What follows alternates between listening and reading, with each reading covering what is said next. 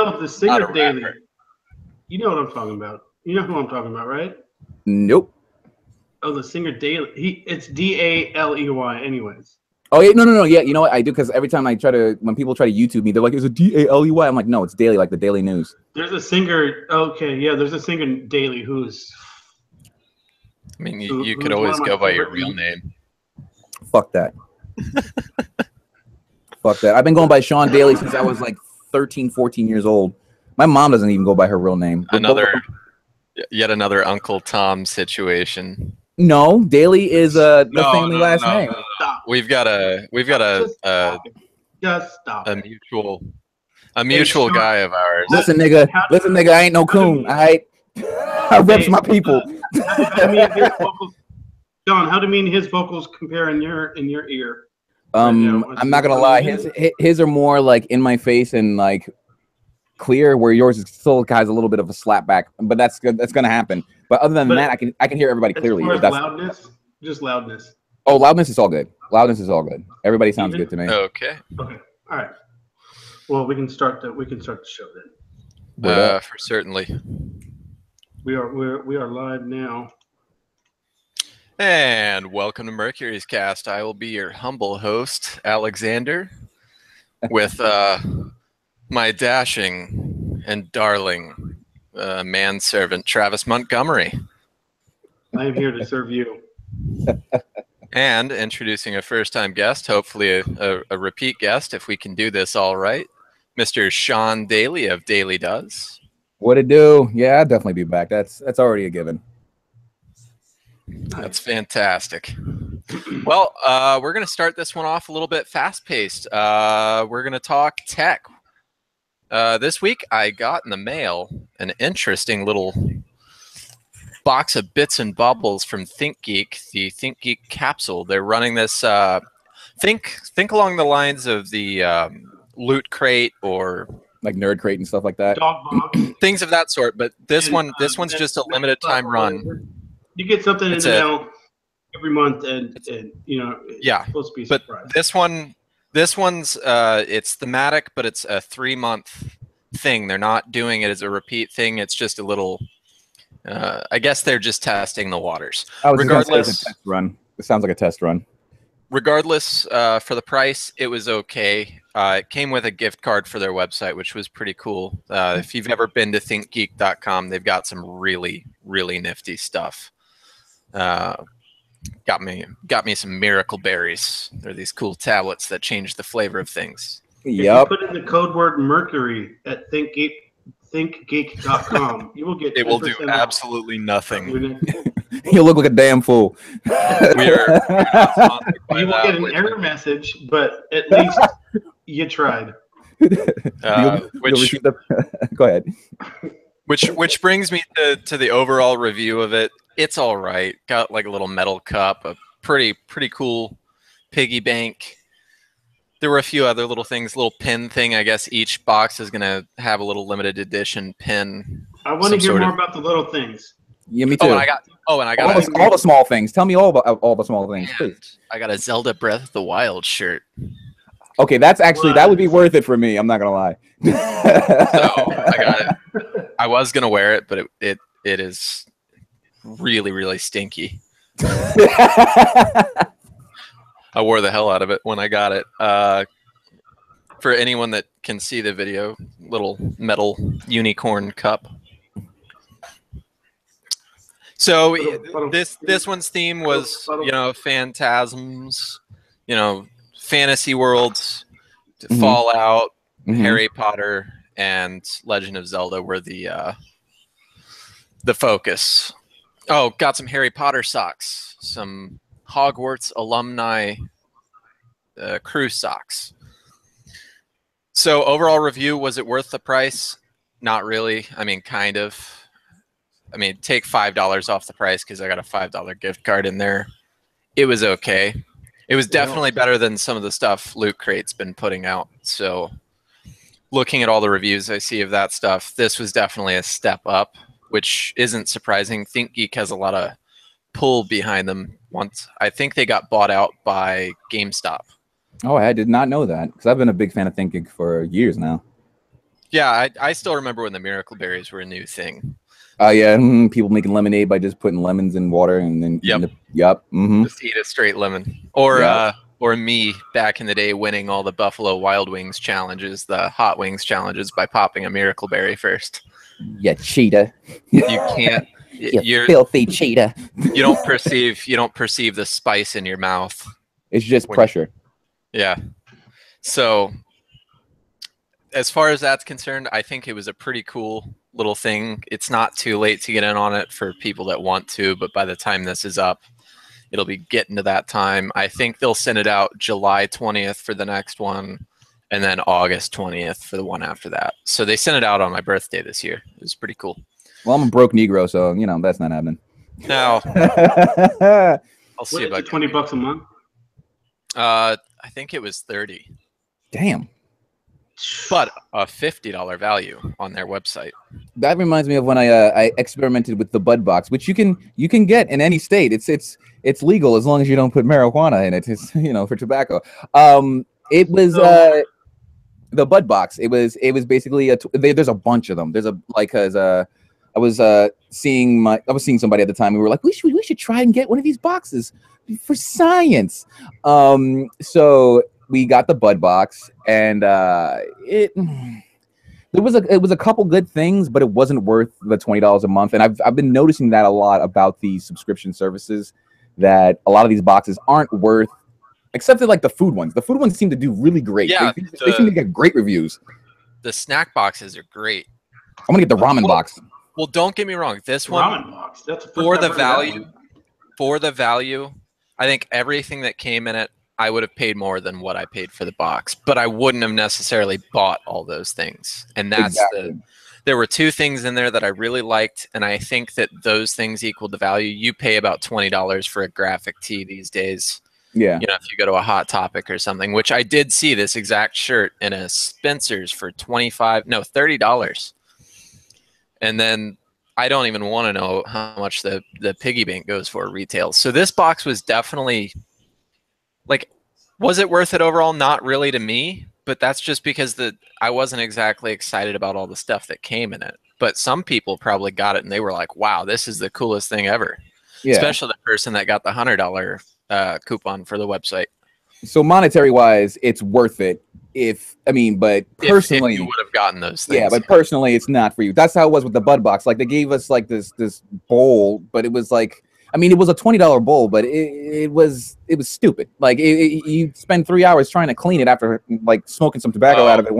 And then the steamrollers with the dragons inside, that sort of thing. Yeah, and I'm just like, no way you're ever gonna get it clean. Yeah, it's like once it gets all clogged, it's like having a Bic lighter. Once it's done, it's done.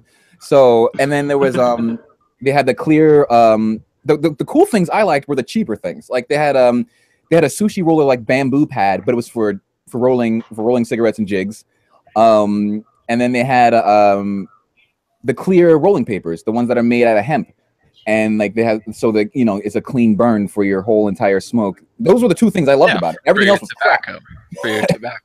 Oh, and they gave you candy. They gave us candy, and I was so happy about that, because I had I was hungry at times. I forgot to tell you, but we're broadcasting from sunny California, so those sorts of things are a little bit more. Oh, all right, yeah. And the majority of our listener base is in sunny China, Guanjing to be exact. What's up, China? How you doing? Guanjing. That's where they manufacture all the shitty like microprocessors and shit. It's great. Oh yeah. Pardon my French. I personally love my Chinese knockoffs. You guys keep doing what you do and making the cheaper versions of the stuff, because they actually have a cheaper version of the Chaotica ball in China. It's called the PF8, and instead of paying $200, you can get it for $50. I got another tech subject just popped into my head.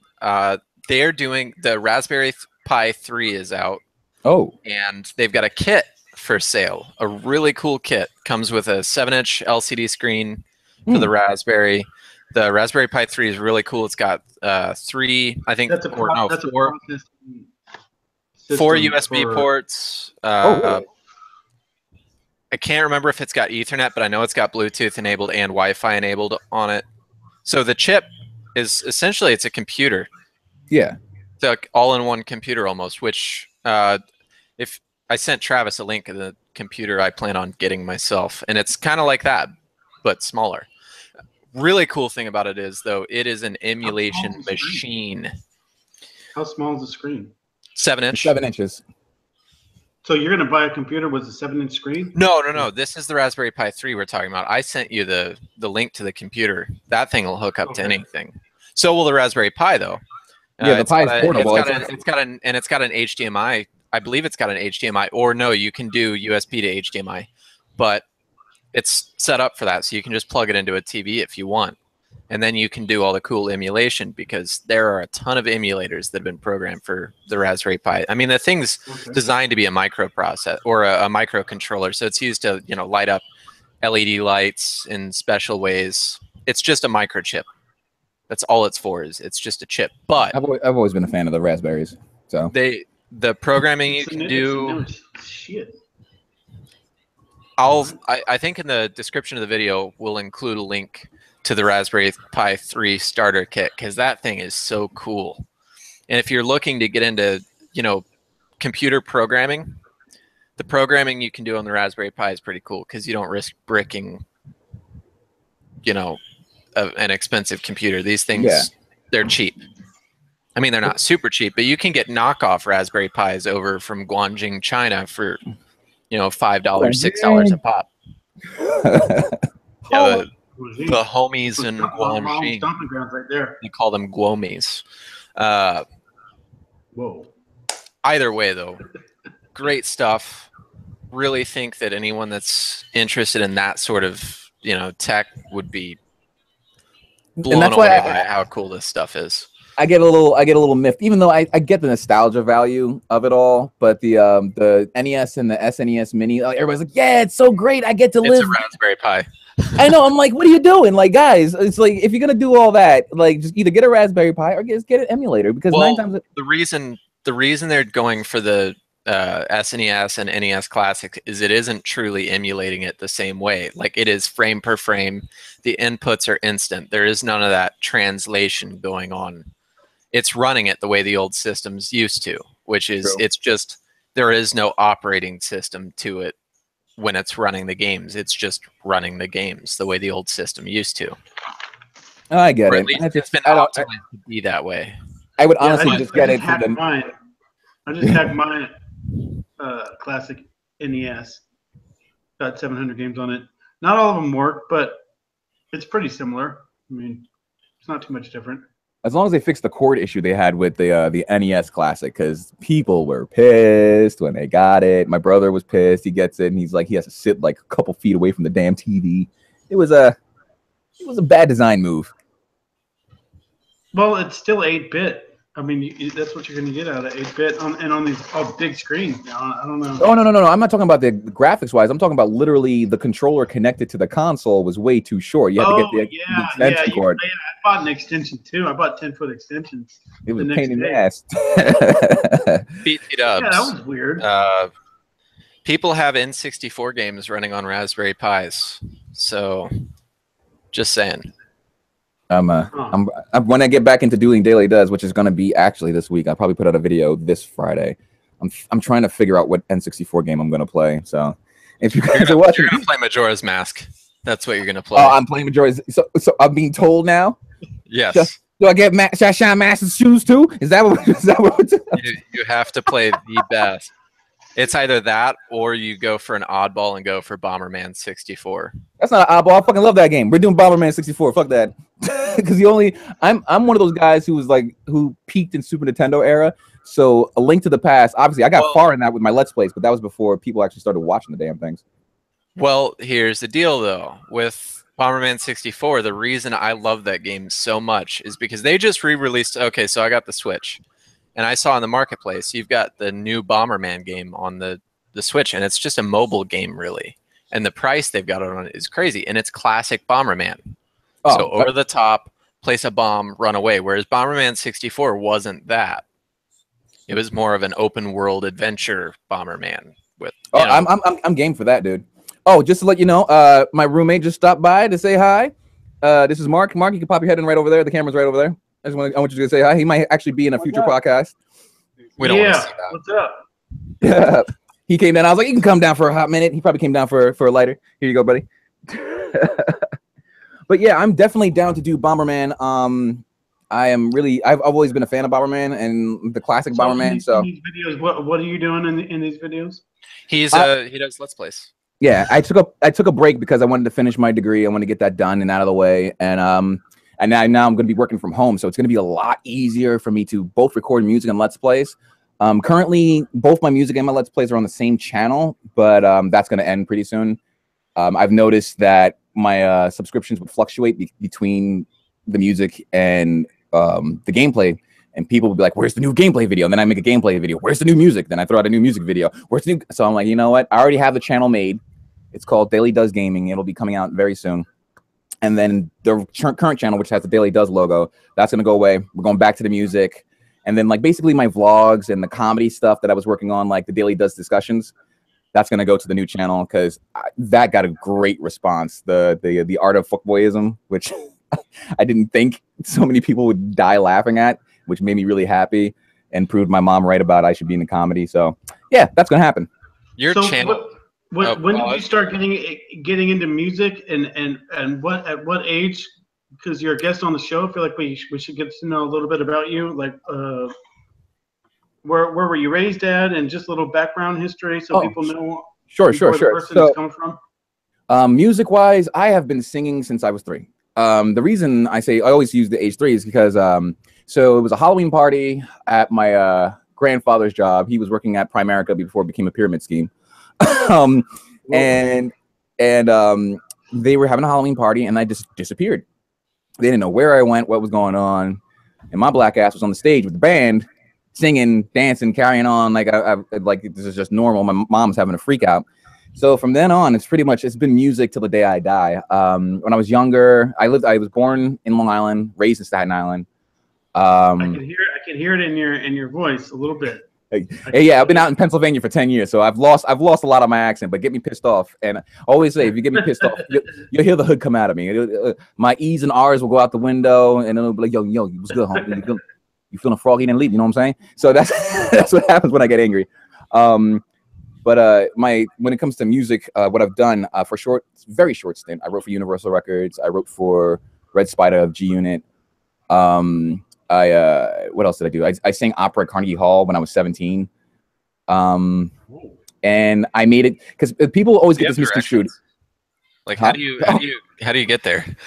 Oh yeah, I think it's practice. God, that fucking joke. And then like I did American Idol tryouts years ago, and here's a common misconception about cattle call tryouts. Now people think that Simon, Paula, and Randy saw every 10,000 person in every city. It's not how it works. So you stand online for 4 days, and when I say you stay online for 4 days, you fucking stay online for 4 days until all the shitters smell just everything and you're downwind, and it's horrible. So the first 10,000 people meet a whole group of judges, all these judges, and then you get judged. You know, they tear you down. Then it goes from 10,000 to 2,000, then from 2,000 down to 150. Out of that 150, only 75 can sing. The other 75 are lied to and said they can sing so they can go in front of Paula, Simon, and Randy and get their asses reamed. I made it to that 150, and there's a lot of misconceptions about them. So Randy Jackson's an asshole in person. He's a bougie little bitch. I have no qualm saying that. If I ever meet him in life, he can kiss the darkest part of my ass. Paula Abdul she's a sweetheart, but she was just drunk and high off her ass. Just like in the show, like when you saw her just loopy, that was real. The nicest person there was Simon. Simon is a sweetheart in person. That's he's surprising. Simon is the nicest guy there, because the only reason he tears your asshole out is because you suck and you don't think you suck. So it's really a misconception that the two are flip-flop, because it seems like Randy is the one who seems like the nice guy during the filming, and Simon seems like he's the one that is the actual asshole. Yeah, and I'm not, let me be clear about that. I haven't seen them since I was 17, 18 years old. So at that point, you know, their personalities could change, or it could have been just a bad day. But from my personal experience, Randy was an asshole. So I sang let's stay together. Now I'm 16, 17. They had us in that room for 10, 15 hours. They only gave us soda, and then they encouraged you to dance and have a good time. And it's all a ploy. Like they basically told you to dance and sing and drink the soda to destroy your vocals. And they were just waiting to see who would do the right thing and who would do the wrong thing. I did the wrong thing because, again, I was 16, 17 years old. I get in the room. I sing. I get to the when you do the, you know, the song Let's Stay Together by Al Green. So he goes, let's stay together. When I did the let's part, I went flat. So Simon's like, you know what you did wrong, right? I was like, yeah, I went flat on the high note. He's like, you know what? At least you acknowledge that you did that wrong. He's like, just, you know, keep working at it. You have a bright future ahead of you, and just come back next year. That's what Simon told me. So I was like, thank you, Simon. It was a crushing experience, but it was really cool for him to you know, and they all gave constructive criticism. Randy was just, you know, he was a throwaway, and Paula was like, you have a nice outfit. I like your pants. I was like, fuck. But Simon, you know, he's all about the business, so he was really cool about it, and I really enjoyed meeting him. And Ryan Seacrest, he's a dope dude too. Ryan Seacrest in person is actually he's a genuine guy. All good things I've heard. Yeah, he's a really truly genuine. We ran around. I was with him the whole time because I was just bored. So me and him and the film crew just started running around, and people who kept falling asleep, we would just scare them awake and scare the shit out of them. It was a fun time. It was good times. I feel like the show's probably changed quite a bit since then. Well, the show's canceled, so I don't know. The show doesn't exist anymore. I think they're doing auditions again in Pittsburgh. Are you serious? Why? Yeah. I ain't trying out. Fuck that. I'm gonna open my own business. So yeah, I'm good. I'm good. So from what brought you there to being able to record and produce your own music? So right around when I was like 19, 18 years old, I started using Sony Acid, which, if you know music DAWs, it's shit. It is just the absolute anus of DAWs. Like Reaper is free, and that is better than Sony Acid, which is paid. But I didn't know how to play any instruments. Okay. So at that time, all I would do is like I would do everything a cappella, beatbox, everything, like the strings, the bass, and that's how I used to write my songs. And then I started getting really interested. I was like, let me learn the back end of this. So then my uncle, who's a producer, he's worked with everybody from Soul For Real to Luther Vandross. Like I remember one time I was at his house and I'm sitting and watching Johnny Bravo, and then these four dudes sit on the couch and they're like, yo, can I change the channel? I looked to my left and my right, and it's fucking Soul For Real. Almost shit my pants at 8 years old. So he was like, you want to get into this music thing? He's like, let me send you this program. So he sends me Reason 2. And another Tim thing, that's crazy. I love Reason. A lot of people use Reason, but I'm sorry, go ahead. I am a Reason freak. I am a devoted Reason user. In fact, I just got Reason 9.5. I just updated it because now they can support VSTs, and that was a game changer for me. So now I can use all of my native instruments, my complete. So I've been really just digging my heels in, and no more having to use the old version where you had to slide and go to like it was the back of a mixer, and then like it's still like that. It is still the back of the mixer and everything.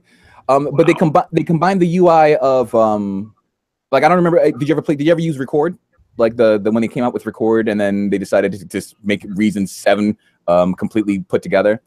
I'm telling you, get back into Reason. It is so good now. Like, oh my god, even their stock sounds are on point. See, here's the thing though: is I'm a professional, and professionals use GarageBand. Yeah. Hey, you know it's funny because like Pro Tools is the industry standard, and I fucking hate Pro Tools. I will use it if an artist needs it. I will use it if our project calls for it. I hate that's Pro going Tools. Too far. That's going too far. I hate Pro Tools. I hate Pro Tools. You use I have no problem. If you're going GarageBand stock as it comes on Mac no later than Snow Leopard. That GarageBand. There you go. He's like, I like the classics, everything analog. The difference is the preamps that are built into Pro Tools are. Well, that and I'm not gonna knock the actual guts of Pro Tools. It's quantized spacing was added the year after the GarageBand. I just said quantized spacing was added, so you know where you could kind of adjust the timing on it a little bit. Say you hit something off beat, you know you could adjust quantize. it. Yeah, quantize. Yeah, but I was gonna say you couldn't do that though. But with Pro Tools, it's like they have amazing guts. Like I like what's Everything in Pro Tools. analog. I like everything that's in Pro Tools. I just hate the execution. And maybe because I was spoiled by Reason, and I grew up in studios, and Reason is pretty much a replication of like the SSL mixer. When you want to link your instruments, it is using a literal wire in the background, and you link the wire. It's like a digital hardwire system. Yeah, anyway, so, I mean, I think we kind of geeked out on this long enough. We're only talking to each other now.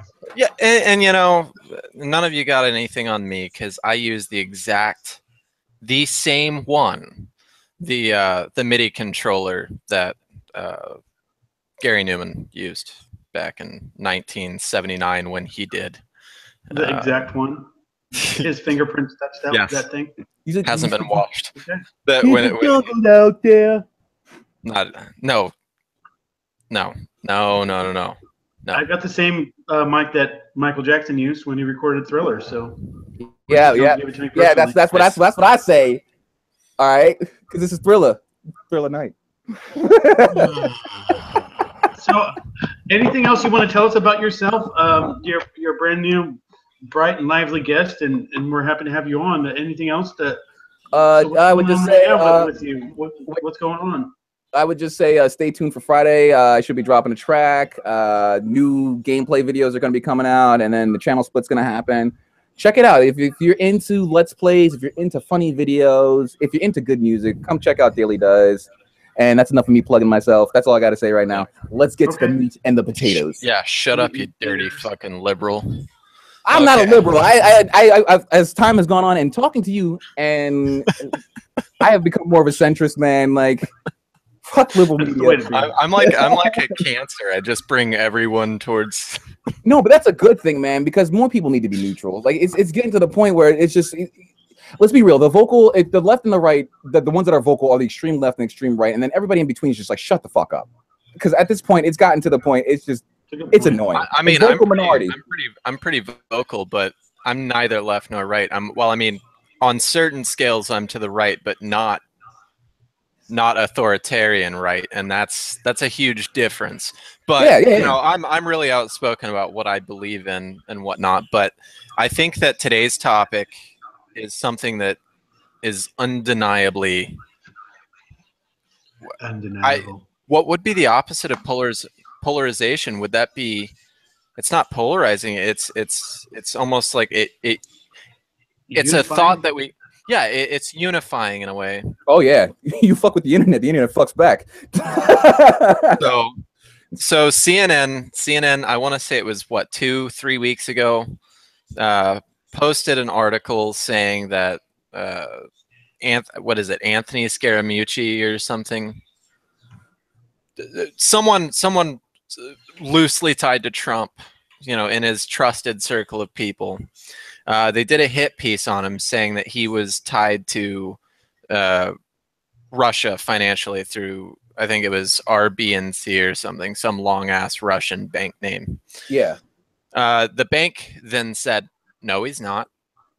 And then when asked for sources, CNN couldn't provide any because they published an article vilifying a person based on an anonymous tip that they did no research on. They published it.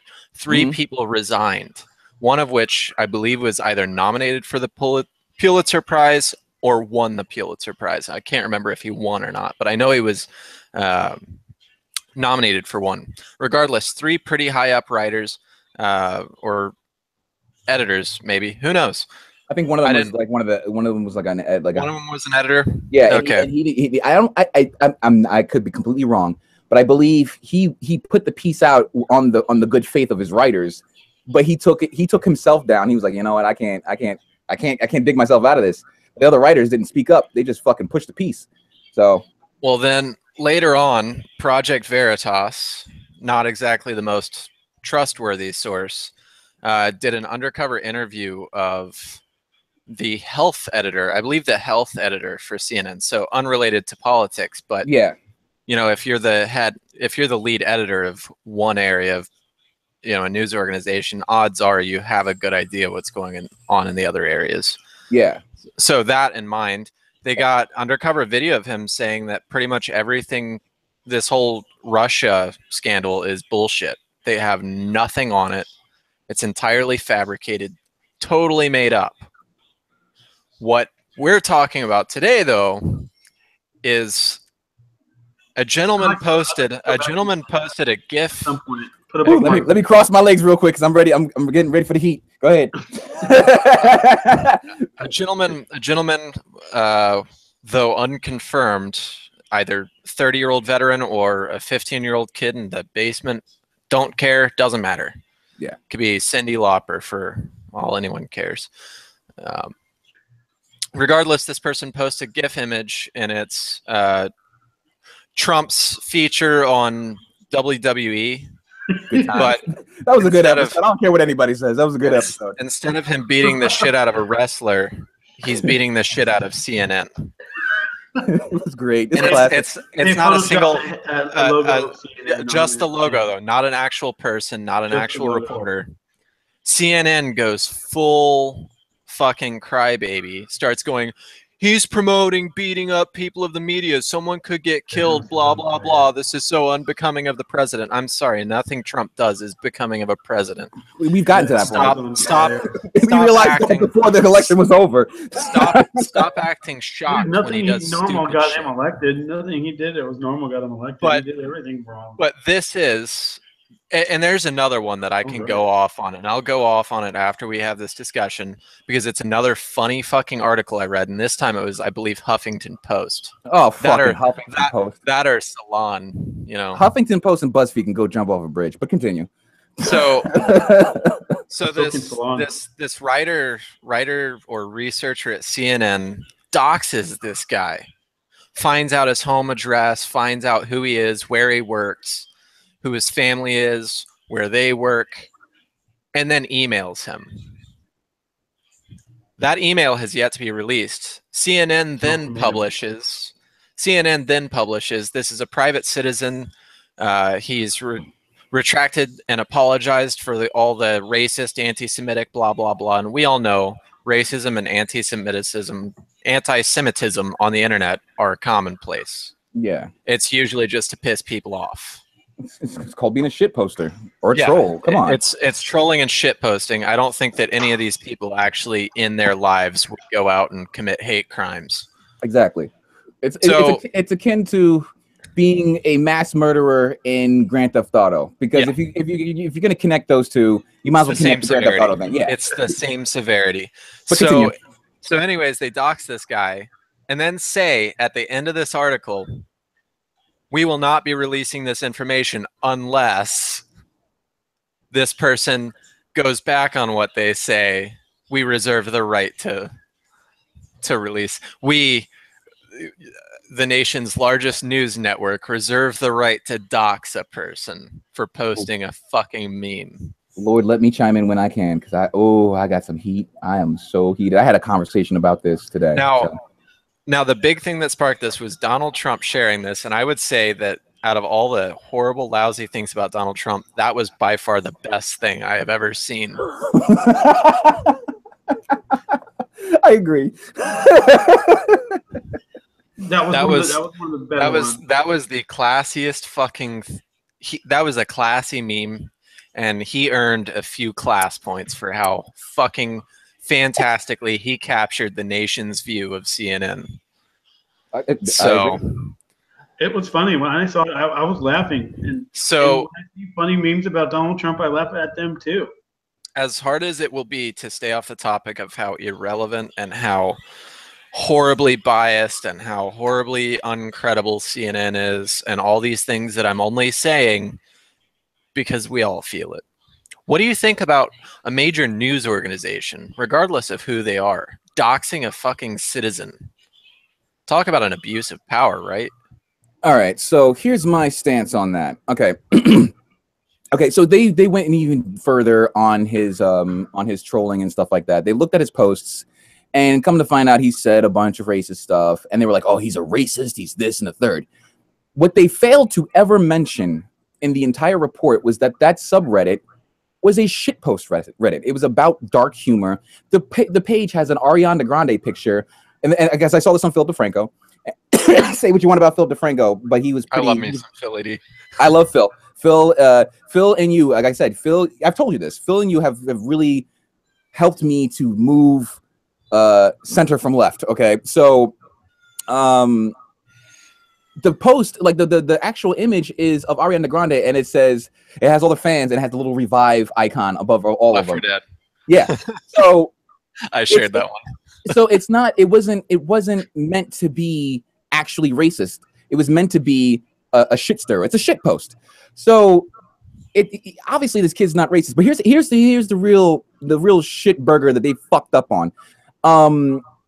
They said in their initial post that he had that they had contacted him and that he had apologized after. Then they released another tweet saying that he had apologized before they had contacted him. Then you go further and you see that he was like, they said CNN contacted him and they said it was okay and everything. Of course you're going to say it's okay. You're going to say it's okay because if you don't say it's okay, my whole family's about to get doxxed. I don't care if you are racist. Of course it's disgusting. It's not something that we should promote, whatever the case may be. But it is your God-given right in this country to be racist so long as you're not hurting anybody, so long as you're not assaulting anybody. You are a right to have your opinion and not, I mean, don't get me wrong, you're going to get told about yourself. But that doesn't give you the right to be blackmailed. And it really irks me because I am a man who got jumped by 4 police officers for sitting while black. I am a black man who got spat on by Trump supporters because I am black. I have been called nigger God knows how many times. And I'm defending this guy because I don't care what he said. He didn't do anything to anyone. He made a shit post that, unbeknownst to him, Trump shared. So it's his fault that Trump shared it. And then you're going to go after Trump because he shared a meme. At this point, you know the guy. You know what he's gonna do. He's Trump. It's gonna happen. So the blame, honestly, falls on CNN right now. And then they're gonna try to backpedal and say, oh, well, we were saying that to clarify. You didn't have to clarify. We're not stupid. We got the point that you had an interview with someone who released a meme. There's millions of memes far worse than Donald Trump tackling fucking Vince McMahon and getting his head shaved. It's ridiculous, and there's no one else to blame right now but CNN. So that's why I'm like hashtag fuck CNN. I think what you're missing there is this is kind of like Lars Ulrich and the little girl who got sued for millions of dollars for Napster for downloading their songs on Napster. I think that what CNN's trying to do there is make an example, make people scared to share. But the problem with that is you went after the wrong. I mean, I get making an example, but you're Goliath. You're Goliath going after David, who made a meme. This guy is not. He's not wealthy. He's not doing anything to technically harm anybody. In the rap game, if someone makes a diss track about you, and he's got like 12,000 downloads on SoundCloud, and you're someone that's important in the game, you're not worried about that little diss. Exactly, because they're non-existent in your view. They don't exist in your view. You've got a channel worth billions of dollars, and then you got a guy who's probably got about $500 or $600 in his bank account, and then you're gonna go after him and try to dox him. And I think the biggest thing that really bothered me about it was, okay, he did something shitty that CNN didn't like. Fine, cool. This company basically said they're gonna release his personal information. So now you're not only putting this guy in harm's way, you're putting his family in harm's way. What if his family doesn't align with his thinking? What if his family didn't even, what if they more than likely not, because shit posters don't go around their family, hey mom, did you see that dank meme keck? They don't do that, okay? I mean, besides you. But the point is, they're not involved in this, and people are like, well, yeah, if you do stupid stuff, and I'm not gonna put his name in there. He's a dear friend of mine, and he's still gonna be a dear friend, even though he pissed me off today. He was like, well, if you do stupid stuff, you got to pay the consequences. I was like, you know what? Yeah, if I do stupid stuff, I should pay the consequences. Not everybody in my whole entire circle. Okay, and he's like, well, you're public. I was like, yeah, you know what? Everybody's got information on the internet, but you know what? I'm talking to you both right now. I do not have all of your, I can get your personal information if I pay a couple bucks and do some searching, but I don't have it. I just don't have it. It is not that public. The only thing he ever said on his Reddit was the state that he lives in. But people were like, oh, he had all his information out there. His account was linked to his. I was like, yeah, okay, his account was linked to it. How the fuck did they get his number? It's bribery. It's blackmail. It's an ultimatum. It's exactly. It's disgusting coming from such a big organization like that. Exactly. And it gets one word: with the power that CNN has, and to unleash the demons of fucking Antifa or the far left or whatever. And that's the wild card nobody wants to consider, is that Antifa has become, you know, a leftist army of, you know, whiny, complainy college kids that will go out and assault people if you sick them on them. The extreme left and extreme right have lost their damn minds. But right now, this is an extreme left problem. This is a serious, like, and they need to calm the fuck down. And here's one more thing I want to say about that is it's so hypocritical because they're sitting there saying, how could they? Why are they so racist? I'm like, dude, you're talking about these people deserve what they get. They should get fucking eaten by the wolves. Do you know who you sound like? You are sounding like the people that you're supposed to be, you know, crusading against. You have become what you hate, and you do not even see it. Well, when I wrote a while back, I wrote an article called "Why I Hate Defending the Alt-Right," and in it, I explained that it was beautiful. It's becoming more and more true every day that article had a lot of that article had a lot of significance. So in the article I wrote, I basically said the reason I defend them is because they have the right to have whatever beliefs they want as long as they're not hurting anyone. And if you look at recent news, the people that are actually going out and hurting people are the people that claim to be anti-fascists. But where are they congregating? They're congregating places where people are trying to express their freedom of speech. Who are the real fascists? Yeah, I would have to say I'm the type of person where, like, okay, I agree that I am not an alt-right person. I am not pro KK. Obviously I am not pro KK. But but I mean, I have experienced so many different kinds of racism, so many different types of everything. And in terms of hate. Growing up where? So I need to get an environment just so I know. So no, I mean, I grew up in New York, but I spent some time in Pennsylvania and in this town Plymouth. When my father was passing away, I was emotionally distraught. So I went outside, sat and had a cigar, and I got the shit beat out of me by 4 cops because they said I had marijuana in my cigar. They were like, "Hey, what's in your cigar?" And I was like, "Tobacco." They're like, "Tobacco and what?" And I was like, "Tar, fiberglass. I don't know what's in a cigarette or a cigar." I'm like, "I'm not really sure." Then they radio in, "We have an African American male high on illicit substances, possibly armed and dangerous." And then they whooped my ass. So I have experienced some really rough shit, even in high school. So that was right after your dad had died, and then that kind of situation happened? Exactly. It was happening as my father was passing away. I got the crap beat out of me by cops. So, and in high school, I used to get picked on. They used to call me shitlocks, niggerdamus, a whole bunch of fucking mean things.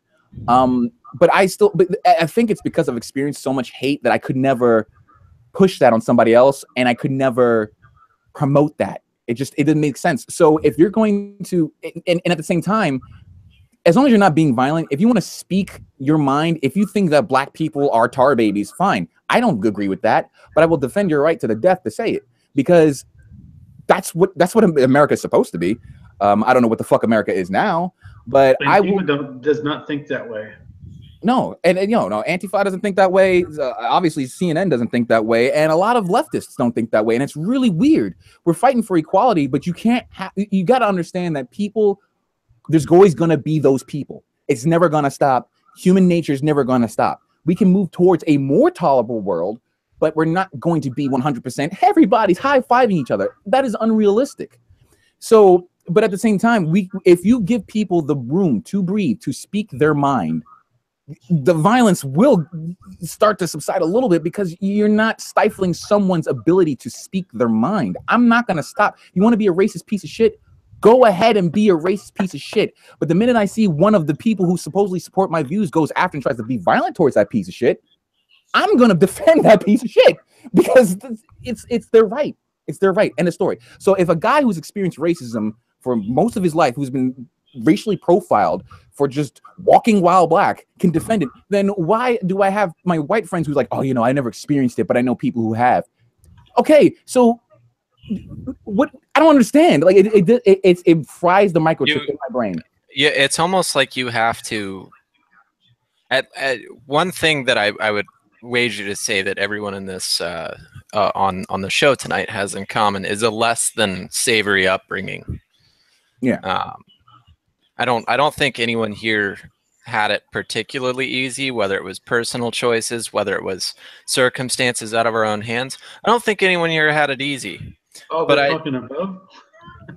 But what I will say is that when you come from those roots and that background, it's a lot harder to advocate for doing those things to other people. Exactly. I wholeheartedly agree. I agree. And the issue I've had for a long time with, particularly with the left, is this lack of realization of you're doing the exact same thing you claim to be against. And the only reason that you hate it when other people are doing it is because you're not the one benefiting from it. Because it's okay when you do it. It's okay when CNN doxes someone, but it's not okay when someone on the right doxes someone. Yeah, I agree with that. It's justified when the left does it because they're fighting Nazis. Yeah, but and here's the thing. Like it always pisses me off when they're like, "Oh, if you're a Republican, you can't be my friend." I'm like, dude, first of all, you sound real dumb right now because let's be realistic. Not every Republican, obviously, you can check the polls. Not every Republican voted for Trump, so you can't sit there and vilify every Republican for what they did. Not to mention, not every Republican that voted for Trump because he's an asshat. Some people did. There were Democrats who voted for Trump. Exactly, and people just don't talk about that. They just think that every Democrat voted for. I talked with one lifelong Democrat out here on the service call, and he said, "I'm going to vote Republican for the first time in my whole entire life." It was an old white dude. I mean, it's silly. It's truly silly. And yeah, some of my best friends are Republicans. Some of my best friends voted for Trump. Do I agree with them? No. Am I going to vilify them? No. Am I going to call them out on their bullshit? Yeah. But I mean, I'm not going to go out there and fucking torches and fire and brimstone every time they open their mouths, because which you can see a lot of that though. I've seen people with Trump, especially here in California. I know out east in the swing states, it's different because, well, okay. So for instance, during the election, everyone was like, "Oh, he'll never win. He'll never win." And I'm like, he probably won't win, but I could see him winning because I saw a bunch of Trump signs all over in yards, and I was in Ohio. That's a state he had to win. And I saw a lot of support for him there, and I didn't see much for Hillary. But back here, I've seen people, walking around in their MAGA hats or whatever, and I've seen them get pelted with shit. Yeah, it's not okay. Like, okay, like again, we agree that the guy is not really suited for office, but that's friend. Okay, so a friend put a Trump bumper sticker on his car. Goes to sleep, wakes up, his bumper is ripped off and then beaten on the ground. He'd been saving up for a long time to buy that truck. It was a used, I think, 2002 Ford pickup. You're going to say he's been saving up a long time to buy that sticker. No, he had been, because he was poor, dirt poor. His mom just passed away. All this shit had been going on in his life. But he decided to, support the wrong presidential candidate, so he gets his bumper ripped off of his car. Which I still don't understand, because they're like, when people are like, "Oh, Hillary Clinton was the best candidate," I'm like, "What the fuck are you talking about?" I was like, I mean, I get it. We had a shit stain or urine pool to vote for, but don't sit there and try to exalt and put her on this pedestal of greatness. I will argue to this day that he was still the better choice. For one reason. He was a wild card. Yeah, because that was Hillary. You know what? I didn't vote for either of them, to be honest with you. But looking back now, I don't even think that Trump's done that bad of a job. I'm a third party candidate. I hate the two party system, so I always vote third party. Same here. Yeah, well, and that's the last thing on CNN I wanted to bring up. By the way, Travis, thank you for bringing up my mind. CNN has had a constant tirade on Trump. Trump really hasn't fucked up a bunch of shit. I support him on pulling out of the Paris Accords because we were getting a really shit deal there. Like, if you look at the carbon emissions of countries, you see that countries that were emitting more carbon, had a bigger carbon footprint, were not being penalized the way we were because of their overall poverty. But, so, you know, that's fine. Renegotiate, whatever. He hasn't done that bad of a job. It's his mouth constantly running that's his biggest issue. You want to talk about his policies and argue about his policies that he's CNN, up, and you disagree with that, then that's CNN fine.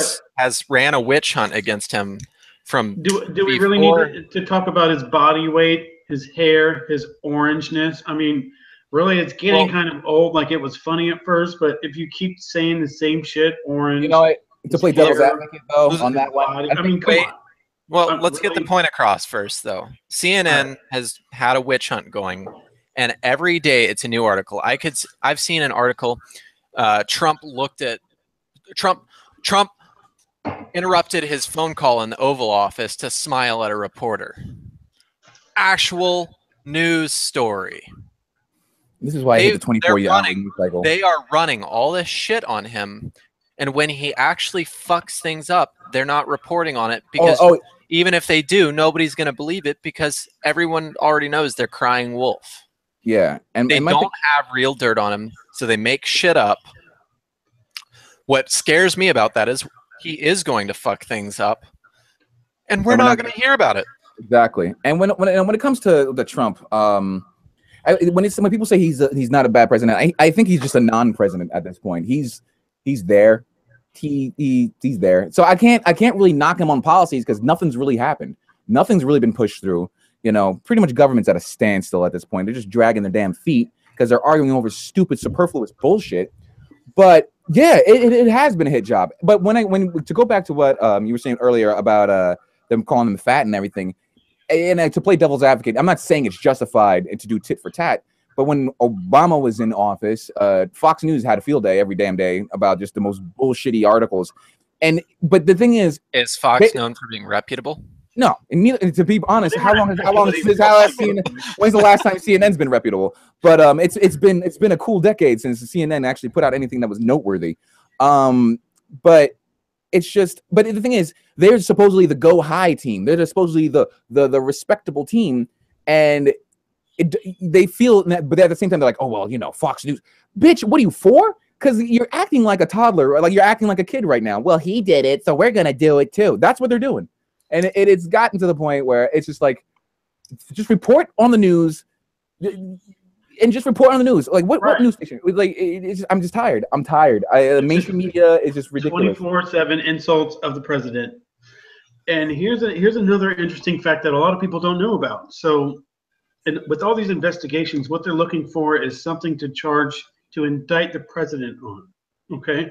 Which is, under the Constitution, not even possible to indict the president on any kind of criminal charges, because stated in the Constitution, and you can look it up, there was a situation where a president was indicted on these charges, and he was more focused on these charges other than having the biggest job in the world, which is running the country, which is kind of actually what's happened, because Trump can't get his dick out of the media for 3 seconds to try and run the goddamn country. He's always attacking reporters and worried about his public image, which is not what he should be doing. He should be worried about trying to run the country, and that is why there's a stipulation in the clause. It happened under Nixon, when Nixon was coming under fire and all that bullshit. They passed this thing real quick to not have the president, because he's got the biggest job in the world. Imagine how stressful it would be to be the president of the United States. You don't need any distractions.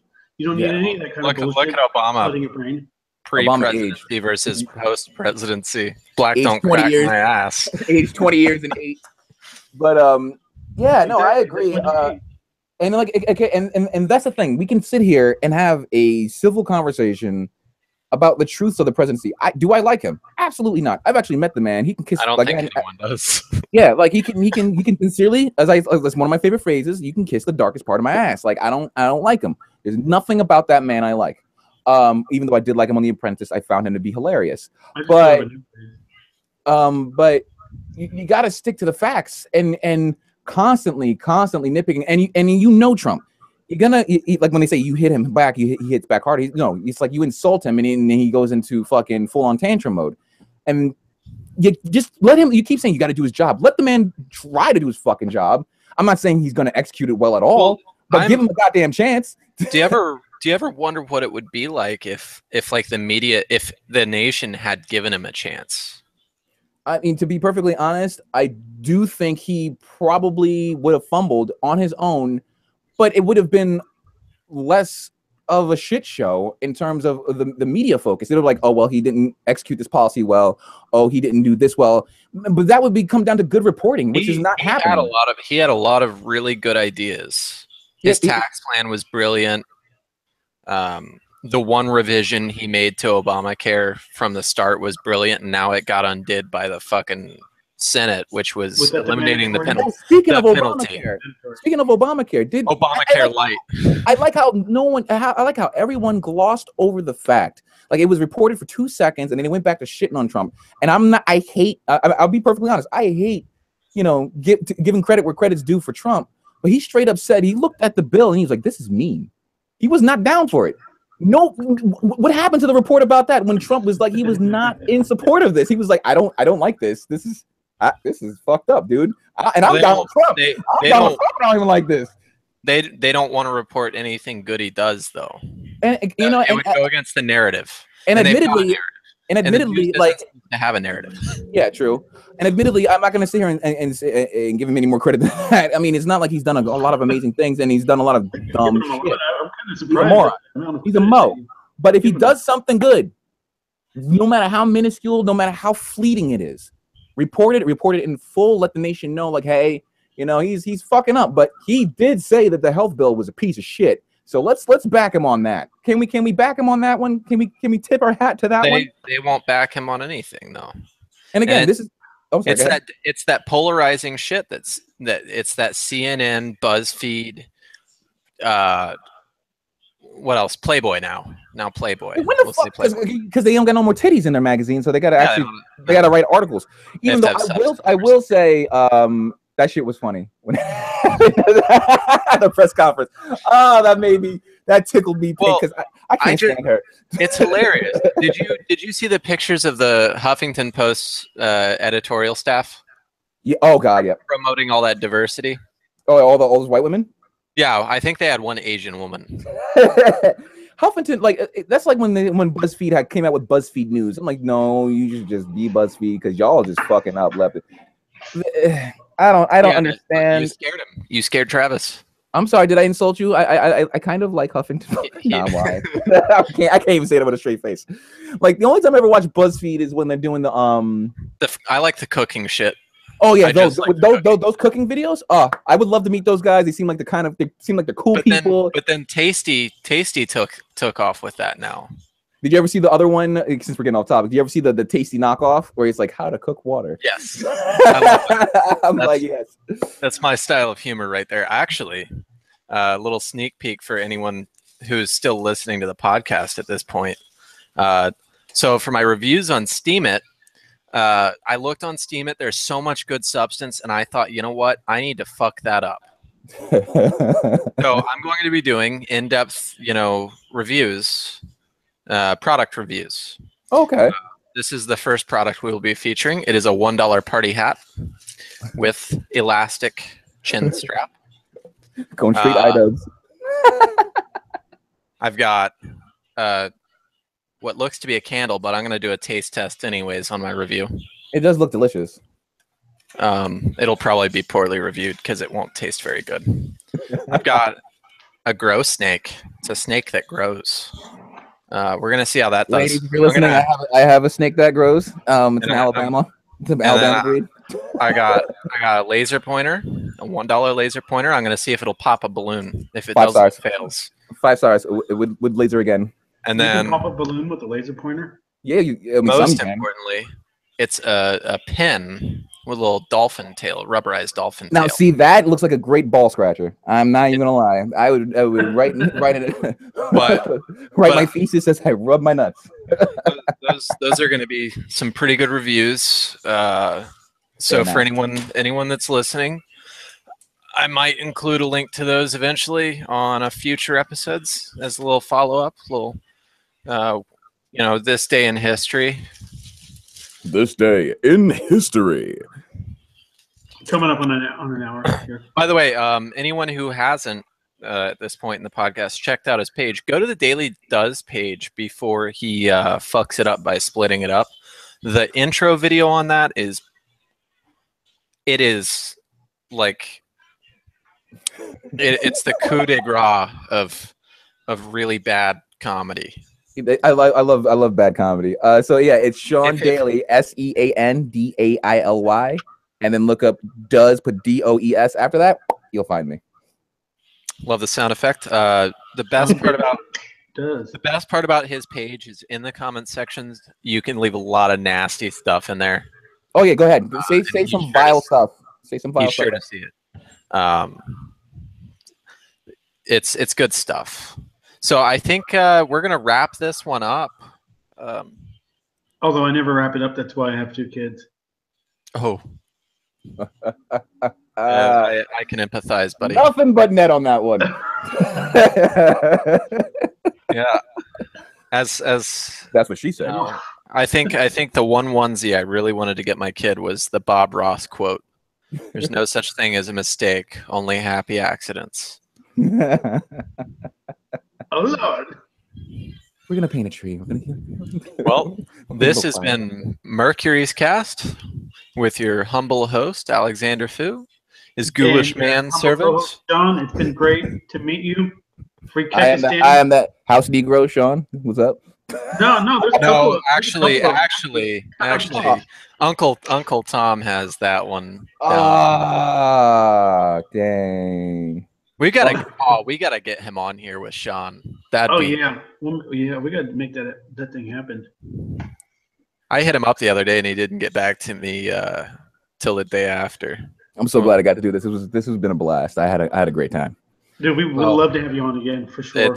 That's a definite. It's not even a maybe. It's not a we'll see. It's a definite. 100%. Tonight was a good night. Speaking of which, for our audience, remember you can go to thinkgeekcapsule.com.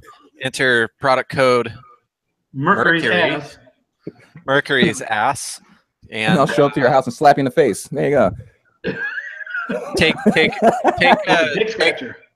a screenshot, and we'll send you a $1 Google Play gift card. Fuck yeah, I will.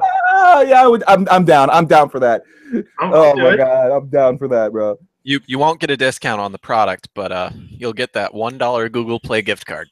Oh, if you do that, I'll do you one better. If you do that, I will shout you out on the next Daily Does Let's Play. That is a promise. That is a promise. Just as a disclaimer, the gift card will probably have 99 cents used. So better rock that penny. 99 problems. You better save a penny, earn a penny. Penny for your thoughts. Okay, cut it off. This is terrible. All right. This has been Mercury's Cast.